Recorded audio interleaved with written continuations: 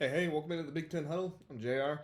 We're going to look at some offensive line stats on PFF today. So I put out a post on X, and I'll probably put on Instagram and TikTok and all those other places as well.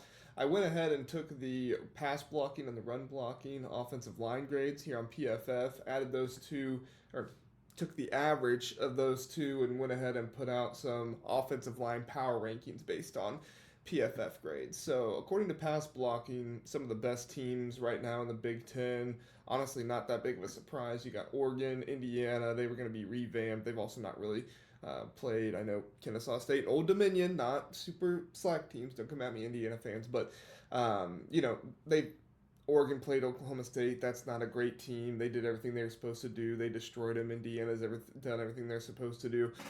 So you're seeing kind of the teams you would think have the better pass blocking grades up there. USC at 6 is good news for them, but again, they've not played any real power for opponent or anything like that. Same thing with Washington. And then you have the kind of usual suspects there at the bottom. Illinois is interesting, being all the way down there. I'm not super surprised, though. We'll take a look team by team and go with the players there as well. But for them to be at the bottom, that Duke game, all the pressure they were bringing at them, they were doing some simulated blitzes and stuff like that that made it really difficult for them. They weren't even blitzing all that much. Well, I shouldn't say they weren't blitzing all that much. They still blitzed a good amount, but it was not like sending 6, 7 guys every single time, right? They were sending guys, but they were also doing some simulated blitz type of stuff, which was making it difficult. All right, let's look at run blocking. You look at the run blocking grades: Iowa, Washington, Minnesota. No surprise there. These are the teams that have been thriving on run blocking. Penn State is interesting there for their offensive line. Has had their moments where it's not been super great. I've seen some missed blocks in games. In particular, Khalil Dinkins is not doing a great job blocking right now. Now he's a tight end, but I'm pretty sure tight ends are still included in these run blocking grades here. I'll be interested to see what he looks like when we get to looking at the specific players. But overall, yeah, I mean, Iowa, Washington, Minnesota, no surprise there. Penn State, it's still a really good offensive line. So even if you have a weakness in Khalil Dinkins not doing a great job, that's no surprise either. Good news for Indiana being up there. Not surprised Northwestern being up there. With their offensive line being bigger and stuff. The biggest weird one is Ohio State. I'm looking forward to seeing what's up with them. Them not being very good at run blocking or pass blocking. You've got them 14th here in run blocking, and then here you've got them 13th in pass blocking. I've not felt like their offensive line has been all that bad, but maybe we'll get into the stats and it'll tell a little bit more of a story than what we thought. And then, I mean, the Michigan. It's depressing if you're a Michigan fan. This is an offensive line that built everything on your national championship run, everything else, and then now Sherrone Moore is the head coach. You would have thought the offensive line would be fantastic under him. It was good last year in certain areas, but there were definitely some deficiencies. The offensive line got better throughout the year, so you felt good about that. But you would have thought going into this season, the offensive line would be ready. They would be much better, but it's not been that way. So let's go team by team, and then at the end I'll reveal who averaged out with the best. So let's go ahead and do that. All right, let's look at Illinois first. So I've included the tight end as well. The tight end is not going to be as good of a blocker as everybody else in most scenarios, but we'll see. Interesting to see Josh Kreutz is actually the lowest graded pass blocker for this team. He's allowed 4 pressures on the season. J.C. Davis has allowed 2 sacks. He's the only one that's allowed a sack. Now, I believe if we're going to go to this, I'll open a separate one here so we don't lose the spot there. If we go to this, I believe we're going to see this Duke game. Yeah, this is where he really struggled. Both sacks were in the Duke game. He played left tackle 73 snaps in that game, and how many of them were pass blocking? 39 of them were pass blocking snaps. So that's a lot of snaps to play in one game, but when you get 5 turnovers, your offense is going to be out there more. So go figure. So I'm not too concerned about J.C. Davis there. Early on in the season, we'll see if he can correct that. Really good news, Josh Geske, that left side of the offensive line for him. Brandon Henderson, he's another one that you were kind of wondering going into the season, but he's only allowed 2 pressures. And then Melvin Priestley there at right tackle, only allowing 1 pressure on the season. Tanner Arkin, honestly, I don't see too many issues here. Kreutz and Arkin definitely need to get better. I'm thinking some of this is probably with J.C. Davis being a little bit lower, but you got a really good left guard right now in Geske. So I'm not overly concerned. We'll continue to see how Illinois does, but I think some of these grades sounds like it's just based off of one game, and then when you look at the other teams and some of the other teams that Big Ten teams have played, it's not super surprising. We'll look at all of them together, but I just want to kind of go team by team here first. So let's look at Indiana next. We'll just go in alphabetical order. Indiana, really good pass blocking grades across the board here. Drew Evans, not surprised by that. I was really high on him going into the season. Carter Smith has allowed 2 pressures, but no sacks. Nobody's allowed a sack yet. Khalil Benson. And then this offensive line has they might be switching things up a little bit, but I heard Khalil Benson there at right tackle. If what's his name? The Ohio State trainer. Zin Mikulski, that's right. Zin Mikulski, he's the backup right tackle right now. Good for Khalil Benson. As long as he continues to stay healthy, you're feeling pretty good about that whole situation there. And only 1 penalty on the offensive line, at least for the starters as well. If you're an Indiana fan, you're feeling great about this. I did not expect Bray Lynch, I believe was the one that was injured. I did not expect him to come back so quickly, but glad he is back, and this offensive line is absolutely cooking right now. Holden stays.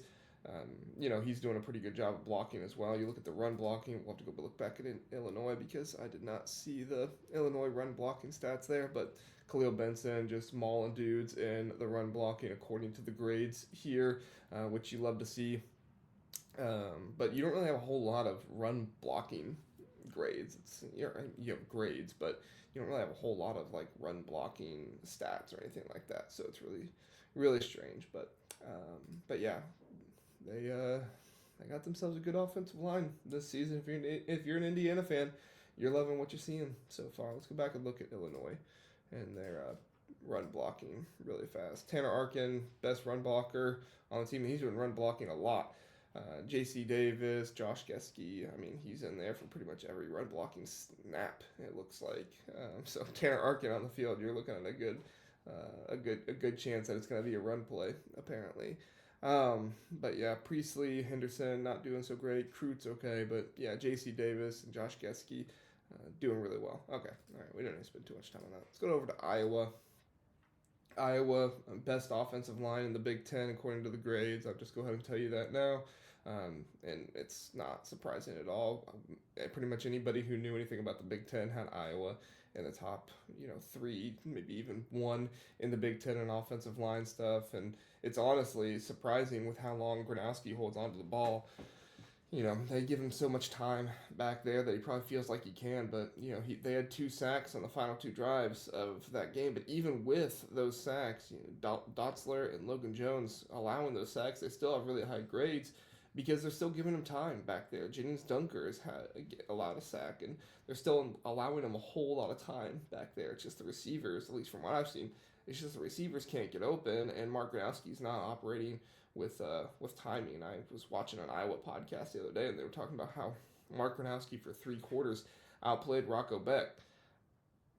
Sure, if you look at the stats, but Mark Gronowski did not outplay Rocco Beck for really any part of that game. Gronowski had time back there. He's not on time. He's struggling with targeting the guys, but this offensive line's doing their job. So really, all you need is Gronowski to improve, get better, and if you're an Iowa fan, you are hoping that happens because that's really, really important for your team to move on and do that this season. All right, you look at Iowa, or you look at Maryland, just got done with Iowa. Dorian Fleming, not much of a blocker, no surprise there. But the rest of this offensive line, boy, if you're a Maryland fan, you're loving this. You got 3 dudes that haven't even allowed a pressure all season. Richo Perry, the transfer, Alubu, I believe that's how you pronounce it, and then the center, Michael Hershey. Man, you're loving this, and if I'm right, they're on the different parts of the line there. Isaiah Wright bringing down the left side of that line a little bit. But yeah, Retrell Perry looking like a fantastic transfer addition for this team. The run blocking remains suspect, not great, but at least pass blocking wise, they're blocking everybody in front of them. They've only played who is it, Northern Illinois, and who was week 1. I forget who was week 1, but I guess I could go to their name here and look it up. But yeah, you look at FAU, that's right, Florida Atlantic University against Northern Illinois. These are not great opponents, so but it does give you a whole lot of promise going into the rest of the season if you're a Maryland fan for sure. Whoops, done the wrong one there. All right, let's go to Michigan. Giovanni El-Hadi, the best pass blocker on the team. That is unfortunate if you're a Michigan fan. Questionable if he's going to return. And then your next best pass blocker is your tight end, Max Bredesen, who missed a block on that screen pass that got the wide receiver absolutely blown up. But I guess, do they call that pass blocking? They have to call that run blocking. I don't know what they call those on screen passes, but Evan Link, your next best one. Afabi, Andrew Sprague, Greg Crippen, Brady Norton. Let's get rid of the snap count here and see if there's anybody else that's performing better. Blake Frazier doing well out there. Hatter, Marlon Klein is blocking well, but yeah, nobody you're starting is blocking well. Could we see some rotation from Michigan with the offensive line? Could we see maybe some new starters or something like that here in this next game against Central Michigan? Maybe, but they're going to have to figure out this offensive line before Nebraska, because Nebraska doesn't have a great defensive line. We've seen that, but they're definitely going to be able to get pressure on Underwood, and that's not what you want to see, especially if El-Hadi isn't in there. We'll see what happens with El-Hadi, but yeah. All right, let's move on to – dang, I did it again. Let's move on to Michigan State. I hate when it does this. Michigan State. Here we go. All right, Michigan State. Matt Golban, your best pass blocker on the team. It's good for them. Your center. You'd like it to be a tackle, but take what you can get. They've rotated their offensive line quite a bit. It looks like Phillips in a guard. He's pass blocked a little bit for him. Your left tackle has been Ramel and Connor Moore. Like I told you, I forget which podcast it was. I think it was the week 2 preview. Stanton Ramel has been awful. He's just been absolutely terrible for them. He allowed 7 pressures in 2 games and 2 sacks. And let's look at those 2 games. You cannot continue to put him out there. Western Michigan, his run blocking was really good, but he still had 2 pressures against Western Michigan. And then Boston College, he allowed 5 pressures in that game. Both of those games, he gave up a sack. So you are not going to be able to continue to get throughout the season with him in there. And if you continue to have offensive line issues and you need to put Stanton Ramel in there, you are praying for improvement. But Connor Moore coming in, I talked about how he was probably not going to win the starting job after fall camp and how he kind of was going down the chart there. But in my opinion, you gotta start Connor Moore. Did they do that in the Boston College game? Yes, they did. So good stuff there by Jonathan Smith. But they still got some injuries on the offensive line there. We'll see if that corrects itself going forward. No, Gavin Bruchkus was back. He played 66 snaps. I believe all those were against Boston College. Nope, he played against Western Michigan as well. Actually, less against Boston College. Okay. But much better pass blocking in that Boston College game, playing left guard for him. He didn't start. He just played. That's right. He got injured in the Western Michigan game. Okay. All right. Let's go back, and now let's move on to I got to zoom this out, guys. Sorry. So that way I can see the team names. I messed myself up. All right. Move on to Minnesota. Now we will zoom back in. All right, Greg Johnson, love to see that. Struggled a little bit at center last year. They kicked him out to guard. Excellent stuff. Ashton Beers, another good pass blocker for your team. Excellent. That's what you want to see. The tight end, Jamison Gears. He's looking like a pretty good pass blocker as well. This is what you want, right? This is what you want coming in with a redshirt freshman and Drake Lindsay, giving him good pass protection. They've allowed Dylan Ray and Marcellus Marshall have allowed some pressures there, but that's the entire right side of the offensive line. So we'll see if Cal can get some pressure on them this week. But if I'm a Gopher fan, I'm feeling pretty good about this team so far. I'm not too worried. All right, let's go on over to Nebraska. No surprise, Rocco Spindler, highest rated pass blocker on the team. Run blocking has been Luke Lindenmeyer, the newly engaged Luke Lindenmeyer. Congratulations to Mr. and future Mrs. Lindenmeyer there. It was only a matter of time, right? You had Dylan Raiola looking like Patrick Mahomes, so his tight end was going to get engaged. I thought it would be Heinrich Harburg, but no, Luke Lindenmeyer. Good for him. Okay, enough of engagement talk. We don't need to talk about that. Rocco Spindler, Teddy Broschazga. That's the next two. Gulati. And the third, Elijah Pritchett. He has not been. Has he been starting? They've been rotating Pritchett in so much. Yeah, he's just played the last two games against Cincinnati and Akron. Didn't play a whole lot against Akron, which that's not necessarily a bad thing because that game was over early. So yeah, if you're looking at the specific guys for Nebraska, you're seeing good pass blocking. Could be some better run blocking, but sometimes the run blocking is so difficult to grade. I don't trust PFF hardly at all in run blocking stuff. That's why when I put this graphic out, I'm going to tell people like I don't completely agree with all the grades. I think probably run block or pass blocking is what you really need to look at the most, just because sometimes it's hard to know what the actual assignment is in run blocking. And then you probably need to look at like how quickly guys are getting touched behind the line of scrimmage and things like that before you actually look at other stuff for the run blocking. These run blocking grades, I don't trust them all that much. And it's not nothing on PFF. You don't know what the assignments are. You don't know the play calls. So all right, let's look at Northwestern. Northwestern this year, pass blocking. Martez Lewis doing a good job. That is their, he's their right tackle. That's what I thought. Right tackle. Caleb Tiernan, kind of good that you have somebody else performing better than Caleb Tiernan. I trust Tiernan. I think that he's going to continue to get better and improve. He's been there starting left tackle. Played one snap at right tackle this season. And then Bierston, that not great for him playing guard. He's got the most snaps, tied for most snaps on the team, and he is not doing a great job of pass blocking. But the run blocking, according to the grade there, which, like I said, I just don't trust all that much, he's doing a good job of run blocking. So good work there. Not too surprised by anything here on the Northwestern offensive line. Let's look at Ohio State. All right, this is the one I was really interested in looking at because they have been rotating some. We might need to get rid of the thing. We can't do that. That's unfortunate. All right. You look at the Ohio State offensive line here, and Carson Hinsman, highest graded pass blocker, Luke Montgomery, Phillip Daniels. I mean, it's kind of strange. They've only allowed 3 pressures all season, and Taylor Shabola is the one that's played, if I'm not mistaken, he's played the least amount of snaps. No, he has because that's tight end to Will Kazmarek. Taylor Shabola has played the least amount of snaps. Let's look at 65. How many is Ani Anwa?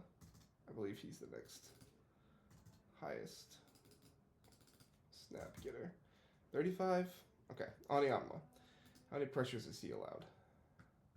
None. Well, what's the deal? So, Ohio State, the pressures don't really seem to line up with the pass blocking grades here. I mean, you got 3 of your starting offensive linemen, and 4 if Onyeonwa's been starting. I don't think Onyeonwa's been starting, has he? Yeah, he's just been playing. So, you've got 3 of your 5 starting offensive linemen that haven't even allowed a single pressure, and then the 2 other ones have only allowed 3 all combined. They've kept Julian Sayin pretty safe. I mean, they've not recorded a sack against the offensive line all season. This is the part of PFF I don't understand. If there's not recorded a sack, you would think the offensive line's doing really well, and it's like, oh, okay, well maybe they have 12 pressures. Okay, but in this situation they don't. So, really interesting stuff there, and then the rotation between Onyeonwa and Shabola there at right guard. They're going to need to figure out that right guard spot if that grade is accurate. Well, I mean, Shabola has allowed 2 pressures, so we'll see. But yeah, not really great run blocking either. I mean, they did play Texas first game, but still, we'll have to look at like the team report. Let's do that. Team report. This is the part you have to be careful because if you don't do this right, you. Oh no, I need to look at the schedule. You can get rid of all the stuff you worked on. All right, so Texas, it wasn't bad. So bad pass blocking against Texas, bad run blocking. Run blocking was better, but really good pass blocking against Grambling State. You know, I mean, it's Grambling State. You ought to have really good pass blocking against them. But that's interesting. I don't know why Ohio State's grade is so low. Maybe if somebody else knows more about PFF than me, I'm mainly just reading off the grades here. Yeah. All right. Well, Oregon fans, you're next. Let's look at Oregon here. Oregon, as I predicted at the beginning of the season, best offensive line in the Big Ten. Iowa is the best according to the grades, but Oregon is third best, and I think Oregon's been playing the best out of any offensive lines. And look at this offensive line. This is deep, especially when you're looking at pass blocking grades here. The run blocking grades, not as good. That's where Iowa has the leg up on them. But yeah, no sacks allowed when you look at the offensive linemen because Sadiq is a tight end. You've got only 4 pressures on the season. Dante Moore's been hit twice. You don't like that, but you know it is what it is. I guess if I had a concern about Oregon here, it's that the highest graded ones are the interior of the offensive line. You might like to see the better pass blockers be your tackles, but I mean you're going to face the best pass rushers on the outside more often than not in college. Every now and then you'll face an Ohio State or Georgia or something like that where they just have crazy interior defensive line pass rushers, but yeah. All right. Nope, that's the wrong one. Go to team. There we go. All right.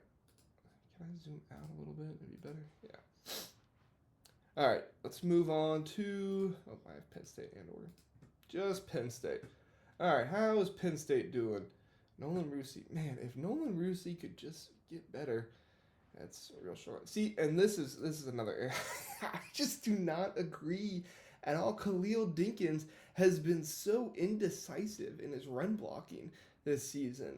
This is the part where I just go haywire with PFF. Now, PFF says that Penn State is a very good blocking offensive line, and I do not deny that at all. But I've not liked what I've seen from Khalil Dinkins this year at all. Now, he's run blocked 38 times, but still, I don't know. I have not seen, maybe not directly at the line of scrimmage, but out in space with him lead blocking, I've seen indecisiveness that have honestly kind of broken up plays a little bit for Penn State. So maybe Khalil Dinkins is just doing a really good job in the trenches, in the battle area there, and not out in space as much. So he gets a much higher run blocking grade. You can't over weigh 1 or 2 plays, but at least in those 1 or 2 plays when he's out there lead blocking for Nick Singleton and stuff, I've just not loved what I've seen. So, but anyway, Penn State, really good offensive line. There's honestly no surprises here. Not a single pressure allowed by Dinkins. I mean, he's only had 6 pass blocking snaps, so you can't really include him in there.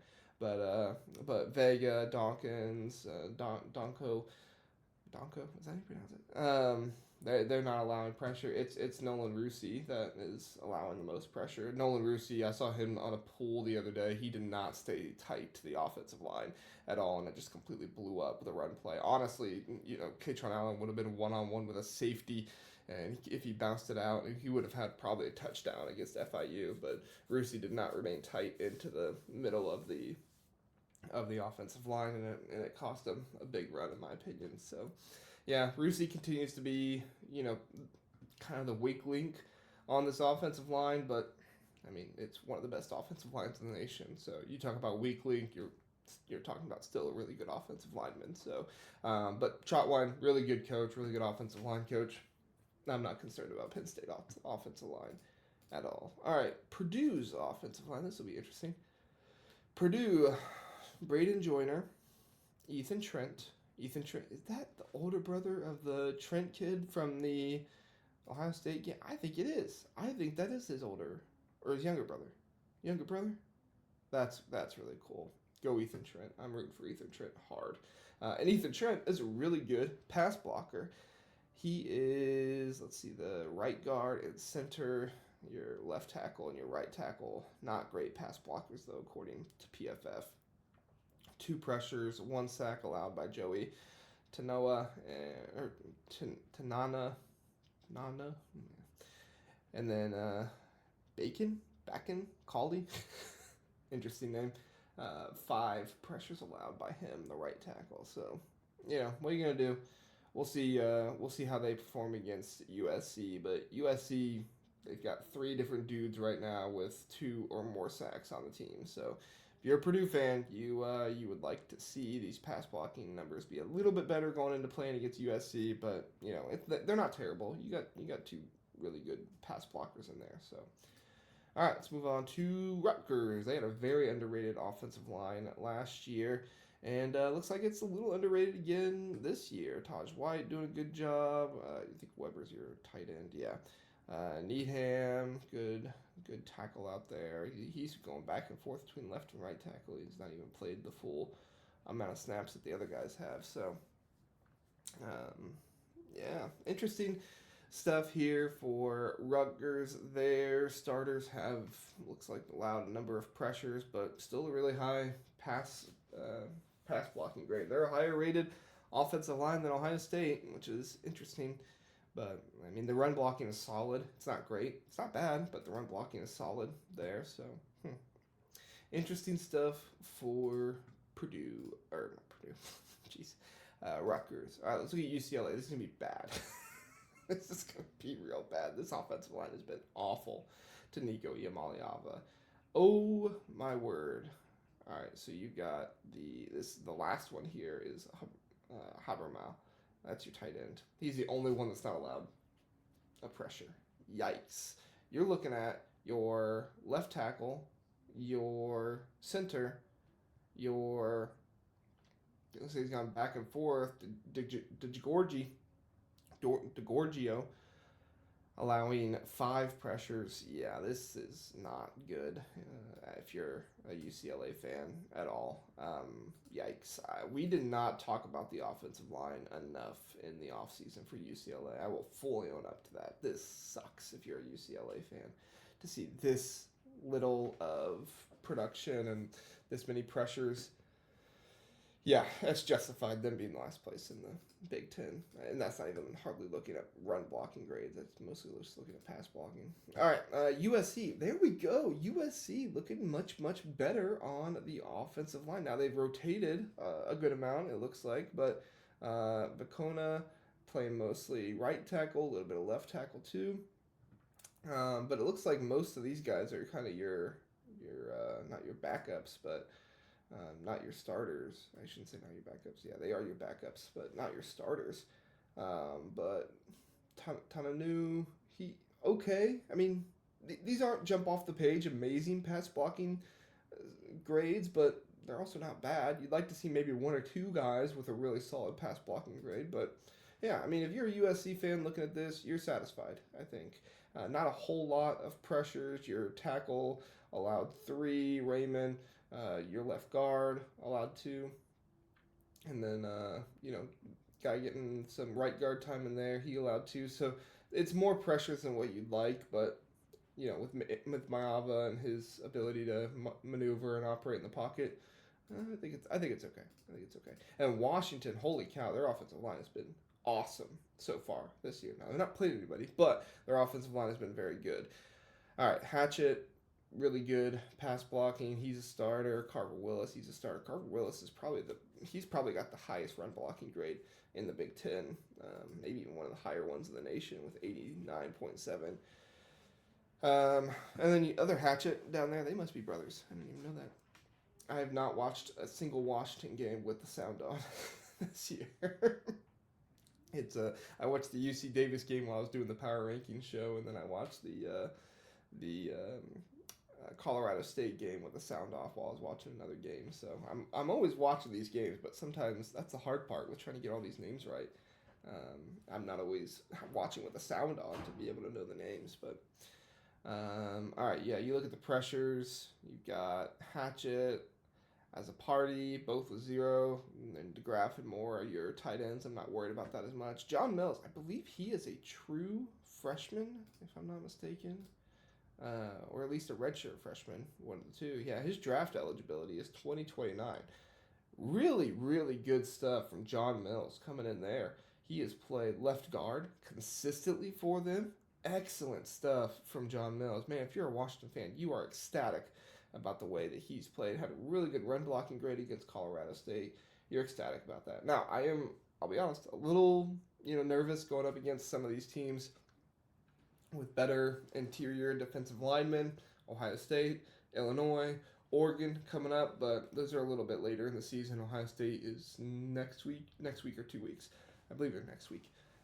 So you're a little concerned about that, but overall, John Mills performing well. You don't always see that kind of stuff, even against inferior opponents for a freshman. So a PFF grade blocking of over 70 and only 1 pressure allowed. Give it to me all day long. True freshman, John Mills coming in there.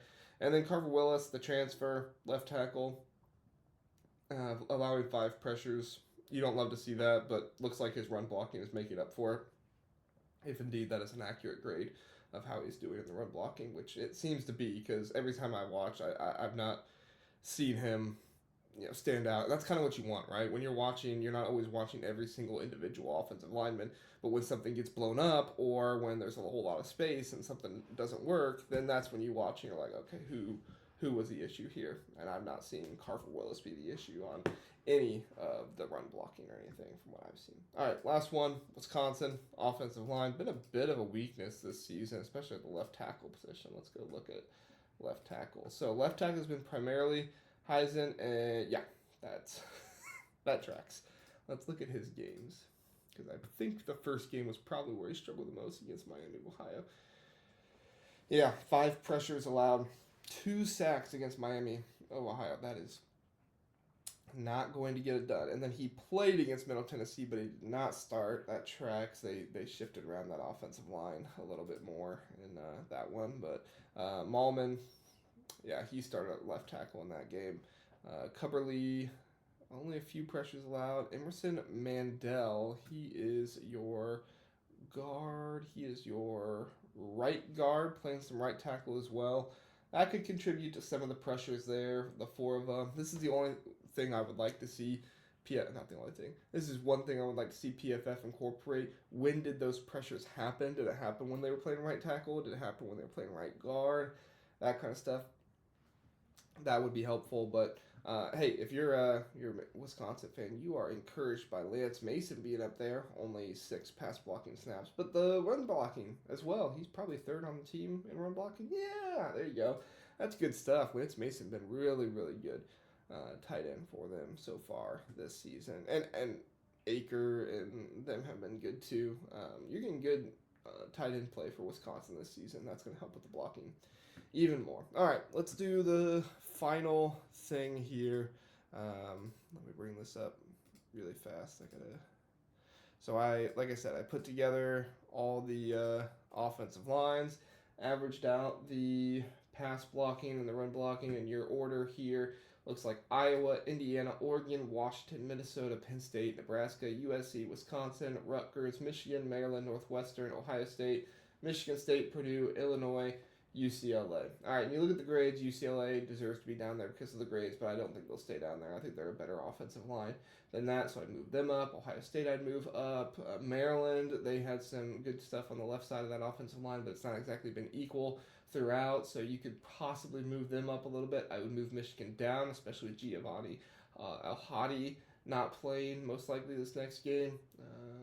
Let's see. Wisconsin, I would move down with how much they've had to shuffle around their offensive line, but I shouldn't say I move them down. They could be better. We'll see. USC looks about right. Minnesota might move down a little. They had some really strong run blocking stuff, and then Iowa, I would move down and I'd make the number 1. Oregon, from what I've seen.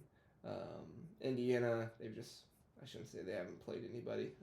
That would trigger some Indiana fans there. we shouldn't say that about Indiana. Old Dominion is not a terrible team.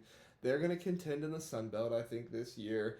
Kennesaw State was really close with, I think it was Wake Forest in week 1. I believe they only lost by 1. So, I mean, still, these are G5 teams. They're not anything spectacular, but they're also not FCS teams. So, give them the credit where the credit is due. So, all right. Well, hey, you let me know. What do you think? Big Ten offensive lines. What you see from the PFF? You agree with the rankings here? Again, not my rankings. These are grades from the pass blocking and run blocking and PFF. Let me know your thoughts, and if you guys like videos like this, let me know. I mean, I did this kind of with the QB grades a little bit, and you guys really seem to like that video. So if you guys want to see more stuff like this, let me know, and I can do more stuff like it. Have a good one. See ya.